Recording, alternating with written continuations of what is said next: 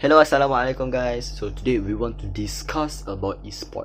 Okay, esport, electronic sport, which means something that we play on our device or our gadgets. For example, smartphone, computer, laptop, PlayStation. Okay, so those games, for example, is PUBG Mobile. We have Mobile Legends, Dota, Counter-Strike Global Offensive, and also FIFA Online.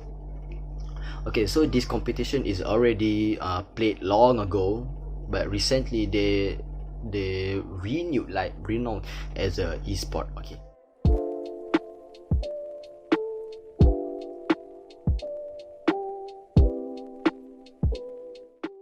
So we as a student, we always have a choice between study and playing. So there is a middle path. So we can take the middle path as a moderation, as we know. Islam called it as a Wasatiyyah, the moderation between study and playing. So in order for us students to gain the middle path, there is some obstacle that we need to overcome. First of all, the main obstacle is time, because everyone has the same amount of time every day, which is 24 hours. Okay, 24 hours. So if we fail to manage our time properly, not only we will get left behind, but we will get eaten by the time itself. Because Arabic has already said that al-waqtu kasayf illam taqata'hu qata'aka. Meaning is time is like a blade. If you don't cut it, it will cut you. So time management is very important, especially for those who want to get it involved in extracurricular field, for example, esport. Okay, and we know that games is kind of addictive, especially when you want a game and you want to play it again and again and again, hoping that victory will always be on your side. But if you think about it, the moment you want to play it again and again and again, neglecting your study, neglecting your duty as a human to God, neglecting your surroundings, that was the time that you already failed to manage your time properly. Because a wise time manager always have a good self-restraint upon himself. He will stop playing when he need to stop, not when he wanted to stop.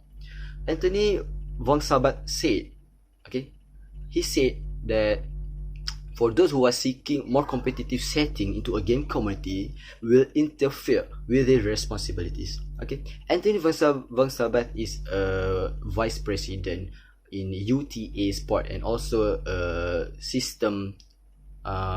community system senior. Okay, so for those students who wants to get involved in esport, please make a wise decision. Furthermore, usually the students who will stick to their electronic games know about this issue, which is overspending their money via esports. But what actually drives these students to overspend their money in this platform? First, passion. There are some students who are willingly to spend their money through esports to afford internet plans, new gadgets, new consoles, new gaming setup, to get the best experience in gaming. If you are in their shoe, I believe that you will do the same as them, because it is your passion, or we can say that it is your hobby, right? Next, the students are eager to purchase those cool and fancy looking skins in the game itself. If you are familiar with PUBG Mobile or Mobile Legends, so you already know what am I talking about. These e-games have gone way into international level, but for the students level, this act of in-app purchases will create the feeling of excitement when playing the game. This situation we can relate when we afford a new suit or dress to attend a big event, so that we will get to the attention of many people in that event. Besides, here I give some suggestions on how to overcome this issue. First, list down your needs and requirements. Then you will see where do you need to spend your money the most onto, and not just for esports. Next, the students can manage their financial more seriously to avoid overspending from occur, such as always keep updated about every transaction of their finance, so that they will still have some money to save for future use or emergency. A situation where if you play a game, any games, and you lose, then you suddenly scream, or you hit a table, or you punch a wall, or you smack your lap, is a situation where everyone must have experienced it at least once in their life. The feeling of frustration. And if it is not for games, it could be any situation, and it is normal. But there is time when things can get out of control.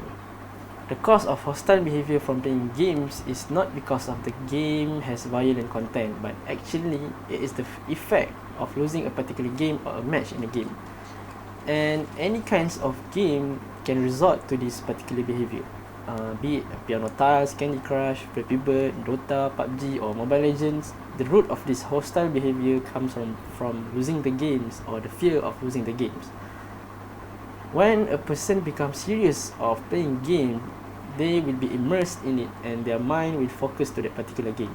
Say if you play PUBG and you become fond of it and started to play it frequently, and you have instilled in yourself to play this game and you wanted to be the best at it. By means wanted to be the best can also mean the fear of falling and failing. Say for example, as being best in PUBG means you wanted to win a lot of match.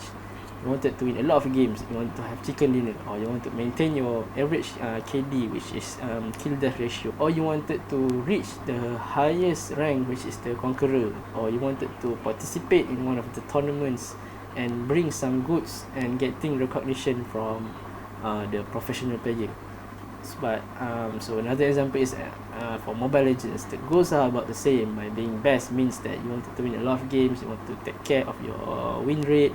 And also you have to push yourself to the top of the rank, which is in this case for Mobile Legends is mythic or mythical glory. And all of these goals are legit, and we can't stop people from doing and achieving this goal. So how can you reach the Wasatiyyah in the context of anger management while playing games, either in e-sport competition or not?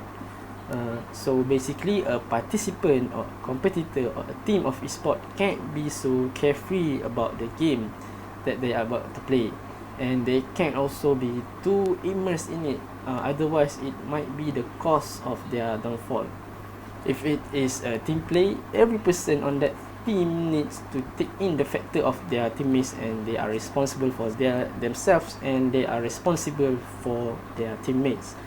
One way of reaching to a state of wasatiyah in the context of anger management from playing games is to know where you stand and setting things straight before starting anything, before starting the match or the game. So by doing this way, you know and you are ready to face any consequences that you may be facing later on if anything to be happen.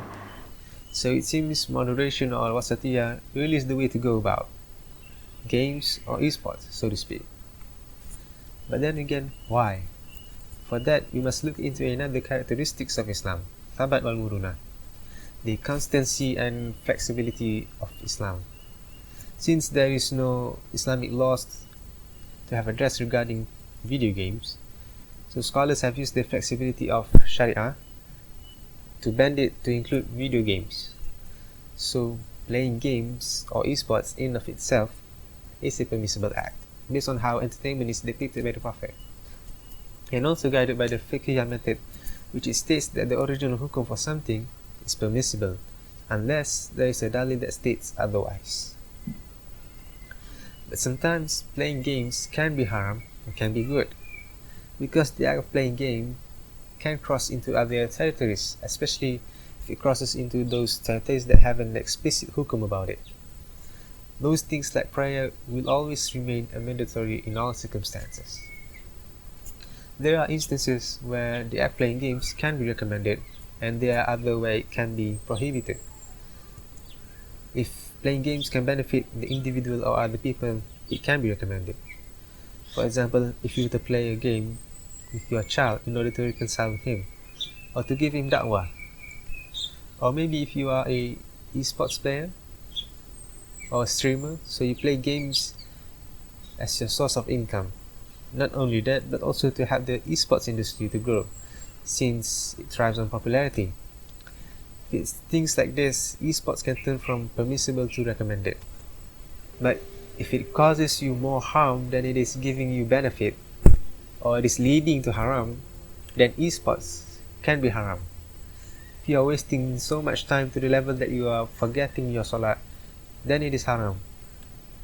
Say if it causes you to develop gaming disorder, if it makes you use harsh and provocative language to ignite competition, if it deteriorates your relationship, if it causes aggression, if it is ruining your ethics and social value, if it causes emotional outbursts because of losing, or if it makes you lose sight of reality, or if it makes you neglect responsibilities, then it is definitely a prohibited act.